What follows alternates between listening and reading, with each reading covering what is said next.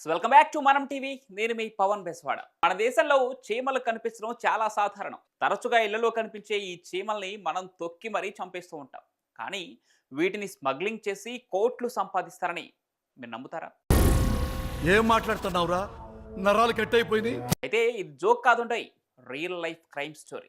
ఆఫ్రికాలోని కెన్యా నుంచి వచ్చిన ఒక వైల్డ్ ఇన్సిడెంట్ ను ఇప్పుడు మీకు చెప్తాను. చెప్పు. ఇటీవల కెన్యాలో అధికారులు నలుగురు స్మగ్లర్లను అరెస్ట్ చేశారు. వాళ్ళు ఏం స్మగ్లింగ్ చేస్తున్నారంటే చీమలను రవాణా చేస్తున్నారు. అది కూడా ఆఫ్రికన్ హార్వెస్టర్ చీమలు. అయినా ఇళ్లలో తీపి పదార్థాల చుట్టూ తిరిగే ఈ చీమలను స్మగ్లింగ్ చేస్తే ఏం వస్తుందా అని అనుకుంటున్నారా? ఒక్కో చీమ ధర ఎంతో తెలిస్తే మీరు నోరు వెళ్ళబెడతారు. ఒక్కో చీమ ధర అక్షరాల 18,000 రూపాయలు. ఏంటి, షాక్ అయ్యారా? ఈ చీమలు మార్కెట్లో ఎందుకింత డిమాండ్ ఉన్నాయంటే వీటిని బయో రీసెర్చ్, అరుదైన కలెక్షన్స్, కొన్ని ట్రైబల్ రిచువల్స్ కోసం యూజ్ చేస్తూ ఉంటారు. అందుకే స్మగ్లర్లు వందలాది చీమలను స్పెషల్ ప్యాకింగ్లో 2 నెలలు బతికేలా బ్రిటిష్కు తరలిస్తున్నారు. ఒక్క బ్యాచ్లో వేల చీమలు స్మగ్లింగ్ చేస్తే లక్షల్లో కోట్లలో డబ్బులు దండుకోవచ్చు. నిజానికి ఈ రకమైన చీమలు ఎకోసిస్టంలో కీలక పాత్ర పోషిస్తాయట.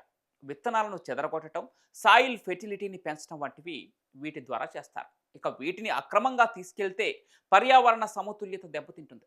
అయితే కొన్ని దేశాల్లో చీమలను తరలిస్తే తప్పు కాదు, కానీ కెన్యా లాంటి దేశాల్లో చీమలను తరలిస్తే మాత్రం బయోపైరసీ అనే క్రైమ్ కేటగిరీలోకి వెళ్తుంది. ఇలాంటి స్మగ్లింగ్ కెన్యాలో చట్టరీత్యా పెద్ద నేరం. ఇక ఈ నేరానికి శిక్షలు చాలానే ఉన్నాయి. అరెస్ట్ అయిన స్మగ్లర్లపై 10 సంవత్సరాల వరకు జైలు శిక్ష పడే అవకాశం ఉంటుంది. చూసారా, మన దేశంలో ఫ్రీగా దొరికే చీమలు కొన్ని దేశాల్లో ఎంత రేటు పలుకుతున్నాయో మన దేశ చీమలు కూడా అంతే రేటు పలికితే బాగుంటుంది కదా. మరి చీమలు ఇంత రేటు పలకడంపై మీ అభిప్రాయాన్ని కామెంట్ల రూపంలో తెలియచేయండి.